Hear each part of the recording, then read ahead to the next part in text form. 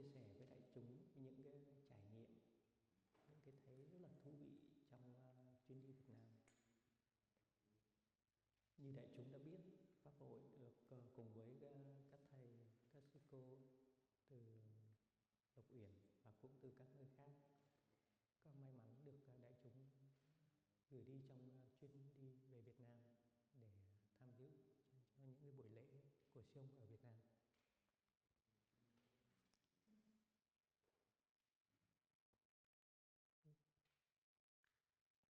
Chuyến đi đó toàn bộ như là một cái gì đó rất là mầu nhiệm để may mắn được tham dự vào đó và cảm thấy nó giống như một cái gì đó nó vừa là tự nhiên nhưng mà vừa là một cái kỳ tích xảy ra vậy.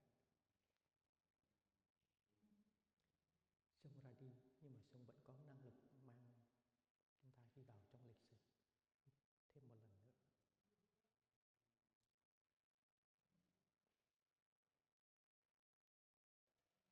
Mọi sự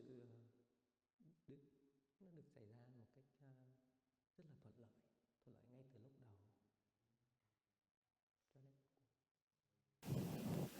So everything happens in a very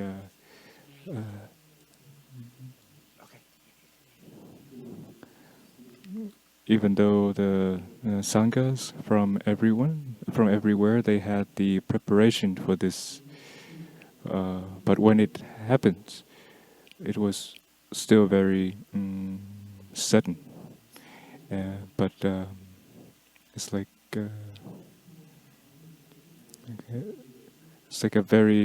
it's a miracle. It's just a lot of favorable conditions that happen. In Vietnam, it was time of the pandemic, and the plane tickets was quite expensive. But only in 2 days, the Sangha could obtain the tickets, even the visa, so that we were required to have to go to Vietnam. So we were able to put them together in a very fast manner. And so when we arrived at the Vietnam's airport, there's another fortune that we didn't have to be quarantined. Even though before us, all the international incoming flights had to be quarantined. It was very strict. And but only a week before we came to Vietnam, then that restriction was lifted. And so when we arrived at the airport, we were tested very quickly, and then we could enter the country right away. And so just imagine that we had to be quarantined for 2 weeks, then enter the country. Then everything would not have gone the way they did.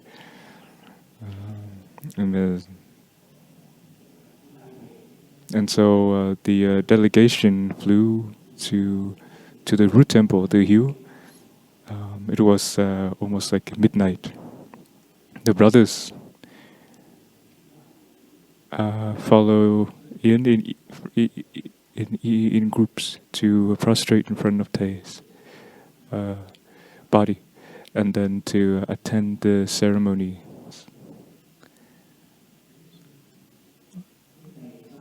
And the days following in the funeral ceremonies, that retreat, even the name itself is very special, because it had never happened in Vietnam, but the Sangha were able to do it, and so in fact it had become something very magnificent, something very deep, very solemn, and it moved the heart of every single person who was in that ceremony, had a very deep impression. There are many monastics in Vietnam after that week. They wanted to follow that style of so that they can apply to their masters when they pass on, because it was too impressive, very deep. There was not that many formal ceremonies, but very practical. And so almost everyone could sense the energy that it has to be that way. That is the right way. Even though it has never happened, that they weren't familiar with it, but when they were there, then they could feel that, yes, this is the right way. Has to be this way. Because everyone had the same energy to direct a very respectable master, teacher. Many years ago, Thay had proclaimed in his Dharma talk, I don't remember specifically which one, but he said that for those who had only practiced even just once in this tradition, then he could already look at that person as a disciple of his. And just one time, just one time at the retreat, they can already have a peaceful step. The peaceful steps that depart the jealousy, the hatred, and having a specific amount of peace, be awakened by the bell, the sounds of the bell, or by a minute, a moment that when we can tame our mind, and or if there is any breath or a smile, it's very bright with our loved ones after some challenges. And so every one of those who are like that can be seen by Thay as a disciple. And in that week,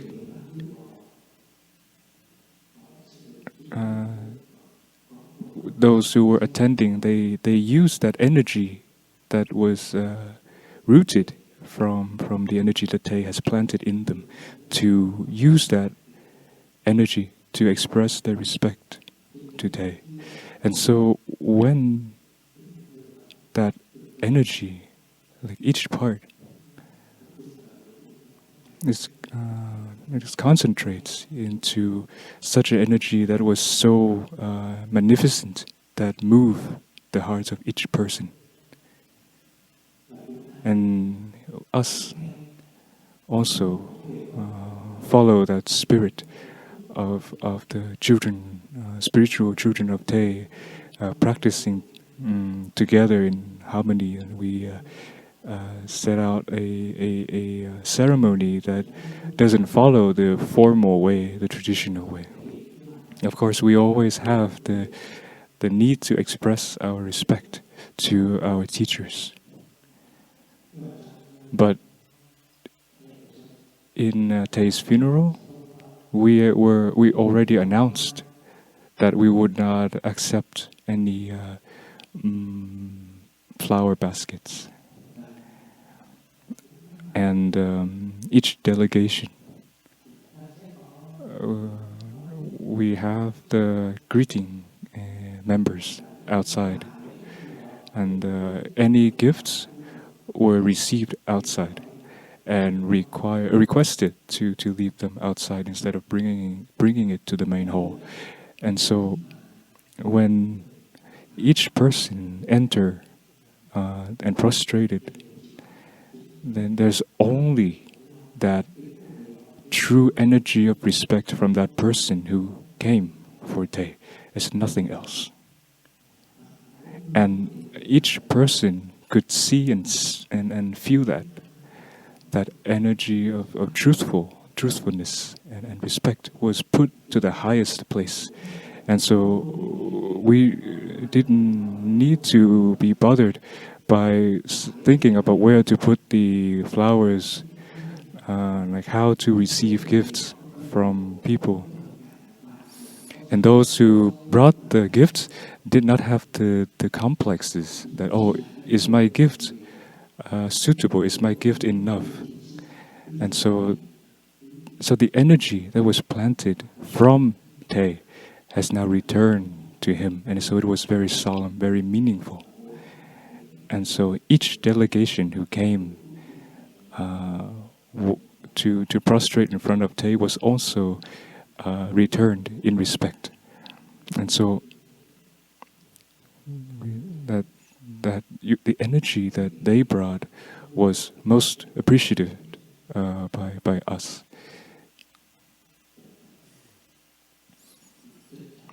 And so those who came to Thay was treated with the most respect, nothing less. And it's like any other activity in that retreat. And each element became something that directed to one common direction, that everyone could sense that energy. And then they could see that they were not outsiders. And just like us here, many of them had never met Thay before, but they did not feel that they were outsiders because the energy was so solemn, and because of that, the energy became more solemn. It's like when we have formal lunch or the ordination ceremonies for over 10 new young monastics. That energy became very solemn, very powerful. And it doesn't contain the sadness and crying, but it was completely like the youthful spirit, just like Thay when he thought of the practice. Many years ago, maybe a couple of decades ago, he had concluded that his new life has already begun in each person who follow his practice. There's no need to wait until he passed on to find a new life. Everyone felt that way. Like clearly, there was already an energy of Thay in each of us, just like us. During the retreat recently, that energy was the same. It has the root from Thay, and now we all wanted to use that energy to express again that there were thousands of people in the cremation ceremony. In the tents over there, there were thousands of people gathered. Actually, there were thousands of people there, and the energy became very deep, even at night, or daylight. And even the sky and the earth could sense that in that 1 week, over 1 week. There were only days with warm sunshine, even though it was in the middle of the rainy season. In Huế, the central Vietnam city, then during that season it was raining from week to week. But because of the energy of each person created something that changed the weather, changed the sky and the earth. And so when it was concluded, the funeral was concluded, and half an hour later, the sunshine was gone, and 2 hours later, the rain came pouring down, and 2 weeks after that, it was only rain. And so it convinced people that this was auspicious. It was a miracle, because it never had happened this way. And so every energy like that, it made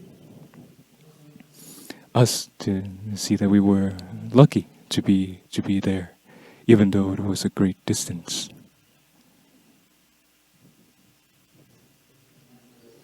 Thousands of people gathered in one place, but there was no littering, and listening and respecting each teaching of Thay and each life around them.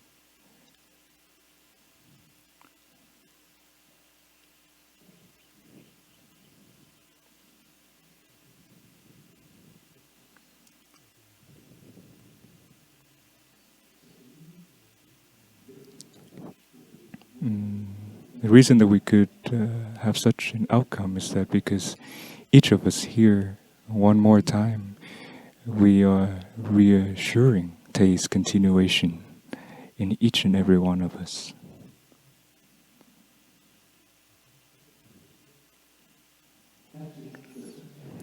The younger monastics who were ordained, they had no preparation, but everyone could feel that it was going to be natural. Everyone accepted it because before them, many years ago, our root teacher had done that before. So now we did it again, and we saw that it's just a continuation, ordaining aspirants before the teacher passes away. So they are the last students in that generation, but the continuation doesn't end.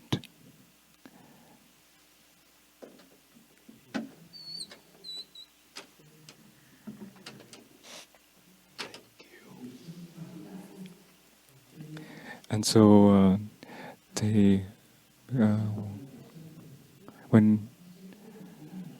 so some people wonder, so after Thay's passing, how is gonna be? And many years ago, some people asked that, and after he continued, there are people who are also asking that same question, but we can completely reassure them that the continuation, the transmission is still continuing. It's still here. Still now. Still in the here and in the now. It doesn't still need to wait until the passing on to start that continuation, because that energy is reassured by Thay, by us, each time. Because like Thay said, my students will not give up, my students will continue. It's like that.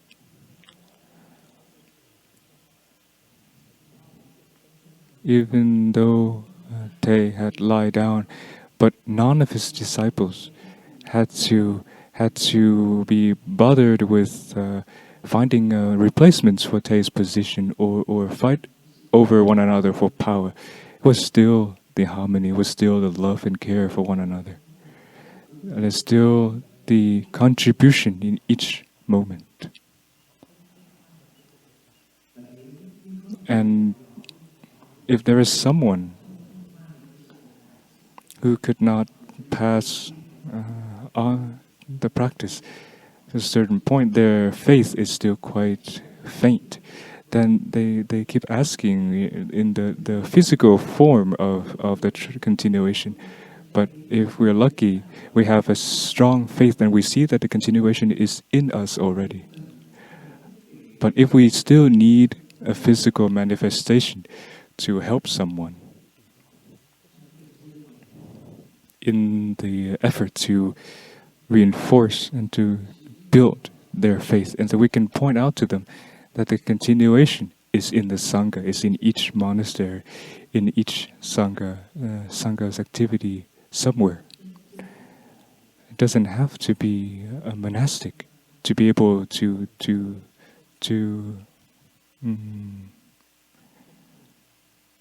reassure that.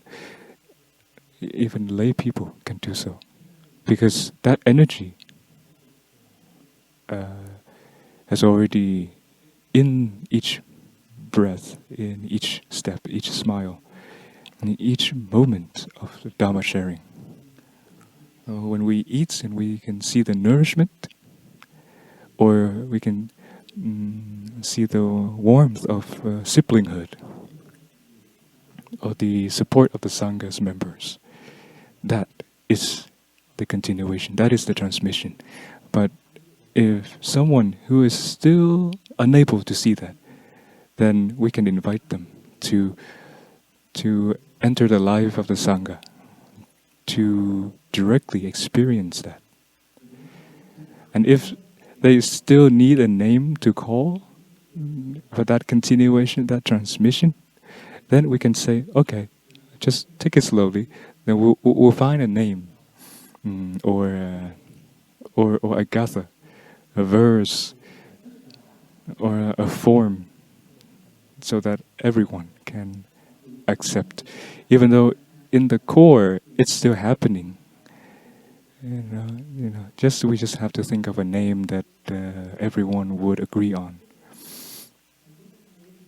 And so the word tam, or heart, so it will continue and manifest into the word wing, or the source. But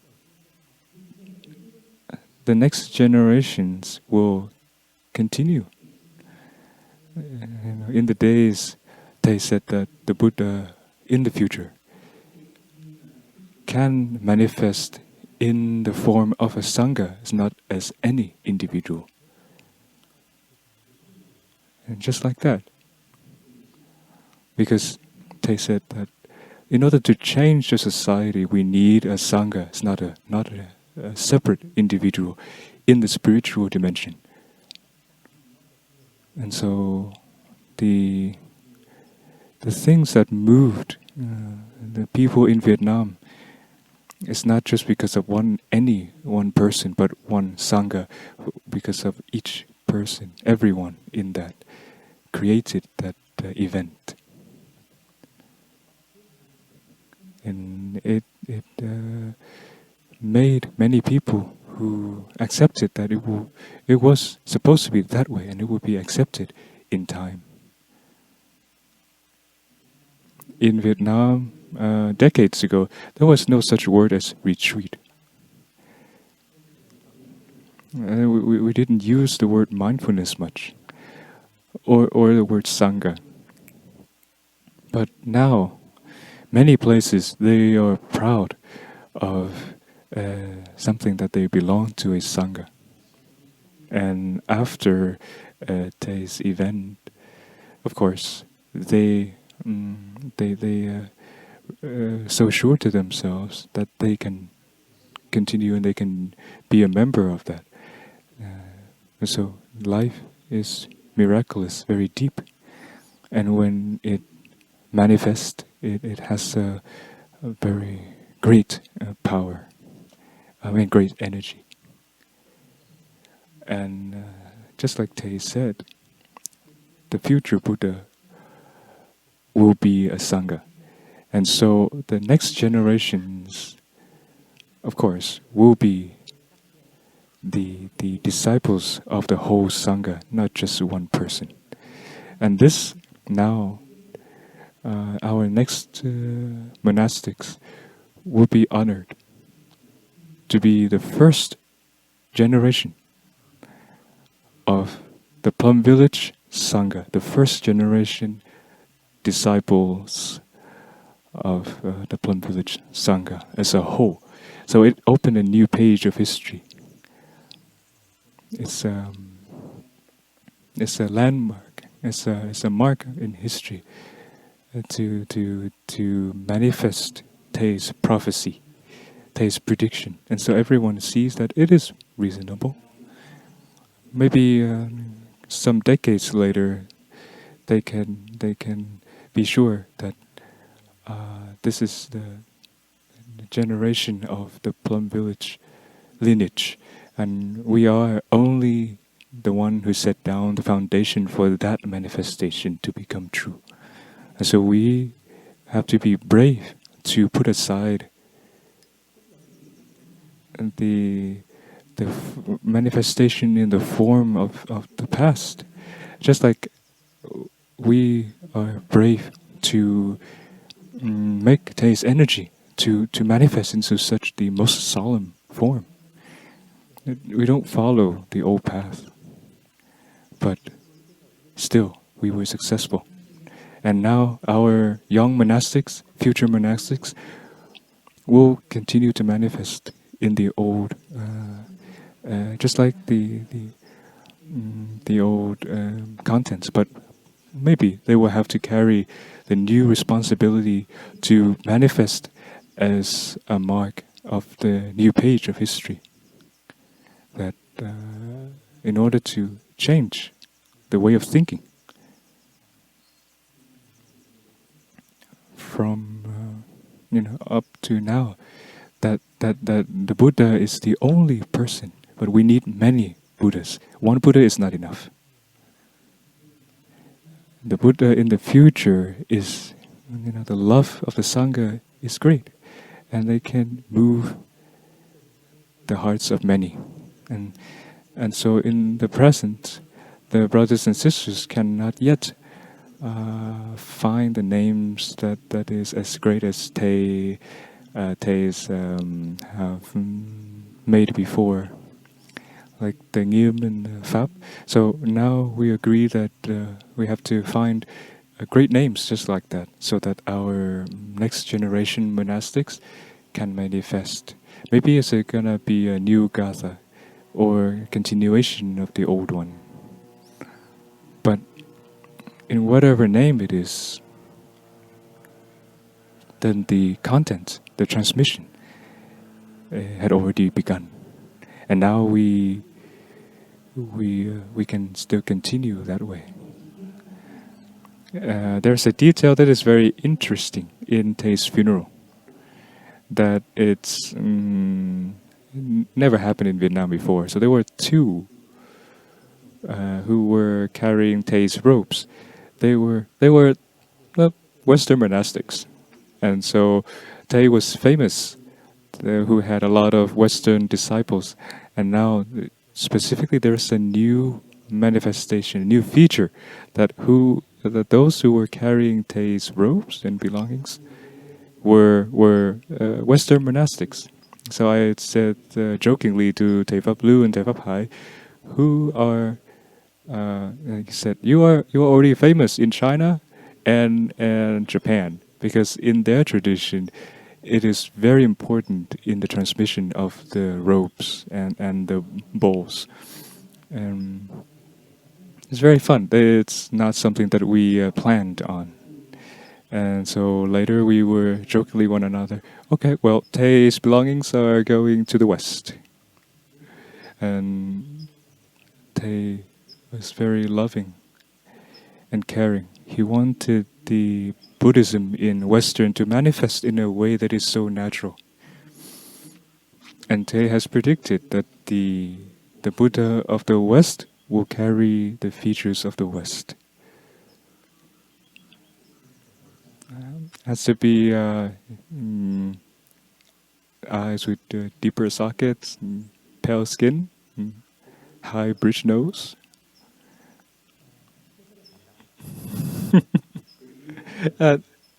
It's naturally that way. It was very touching. And a teacher who can accept anything, and even to accept his teacher in every form.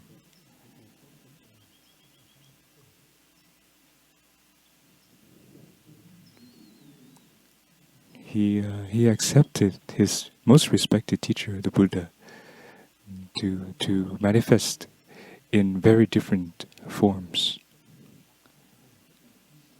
And so when they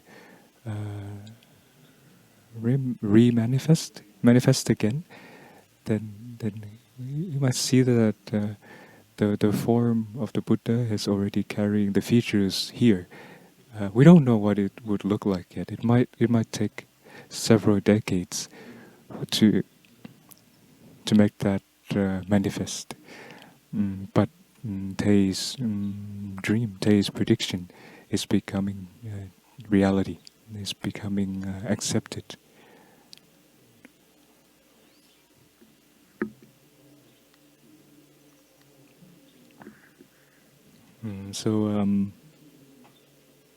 Our sisters, after the Thay's funeral, had the opportunity to arrange with one another to visit the practice centers in Vietnam. So it was showing the connection of siblings very clearly. Each center will be our home, will be cared for from our siblings from other places. It doesn't have to feel that it is something separate that they have to swim by themselves. No, they always have someone next to them, and when needed.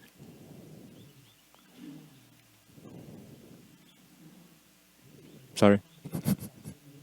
So when we see ourselves in such a flow, then the faith naturally become very powerful.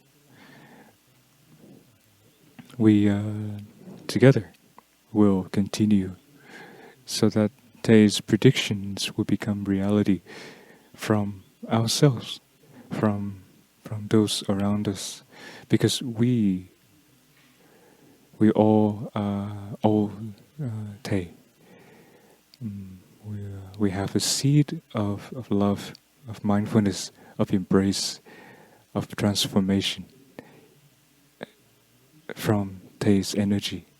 So when we manifest that together, it becomes something very, very miraculous and will be accepted naturally. And so when it needs to be manifested into something that can help others, and it can become great and big. And of course, one sharing is not enough to mention all the my emotions and feelings in there, because each person from different perspective, from our own position, will have a different way of experience. Like for myself or Thay Pháp Khoi, we had the responsibility to carry, to respectfully carry Thay's portrait, and so we were only looking in front of us, and so we couldn't see much. But when it was over, many of those shared that they couldn't have the chance to get close to share, because there were too many people. The ceremony was such a big scale. But interestingly, when Thay Pháp Khoi and myself, we entered the car, and we put the portrait in there, and we turn on our mobile phone and see live, and see how people are attending outside in the ceremony. You say, "Oh wow, that is very magnificent." Those who are outside, who wanted to come in as close as possible, because they felt that the energy was so solemn, was so great. But those who were inside couldn't believe that the look from the outside was so interesting, so magnificent. So we saw that it was very miraculous. And so we will follow Thay's teaching. The physical manifestation of Thay will be returned to nature.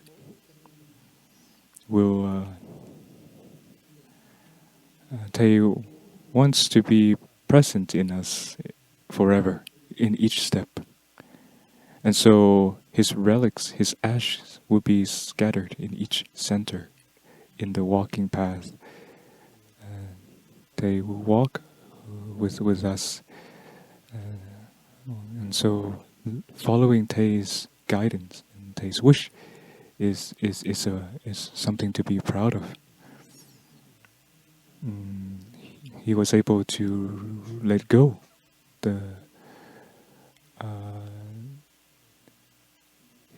form, so that he can become, we can become something greater. And so someday we'll. In Vietnam, even though they respect the traditional way, but but they also really like the way of our sangha, and they will build a stupa, and that is Thay's hermitage. It's a traditional stupa, but we will let them choose.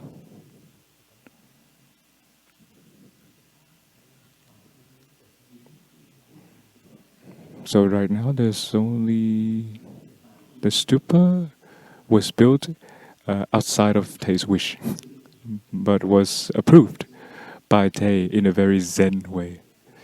It's in the temple Đình Quang in the north of Vietnam. So Thay said that he said, okay, the stupa is already built. Even though Thay's intention, he didn't want any stupa, but he was still compassionate and approved. But he said that in here there's nothing, out there there's also nothing. So the venerable nun, the abbess, felt disappointed, and she couldn't have something of Thay to put in the stupa. But the brothers and sisters explained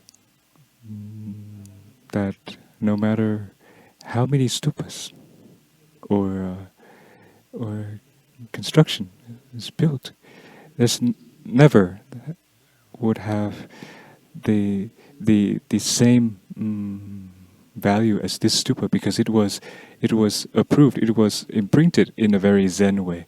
And so when we have the chance to go back to Vietnam, we have the chance to prostrate in front of that stupa.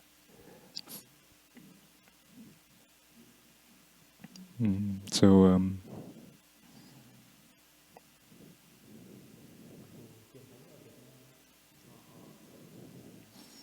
in even though in the Vietnamese tradition they focus very much on the memorial day of the root teachers, but we also need to respect Thay's position. He's a person of the world, and so we will celebrate Thay's continuation day in the right way to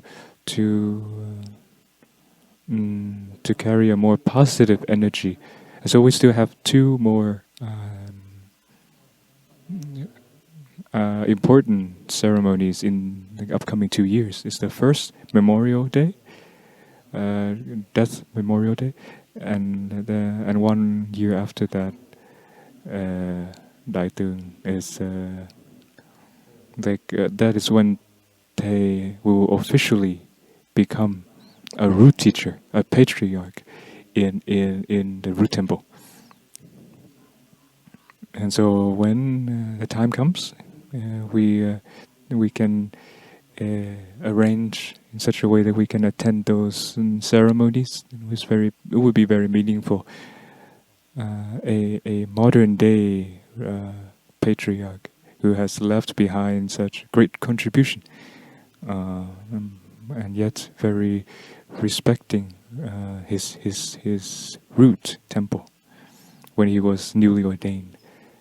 And so in the past decades, he had made a lot of contribution, a lot of achievements, but still very simply he returned to his root, like a son, respecting the conditions that raised him up when he was still young.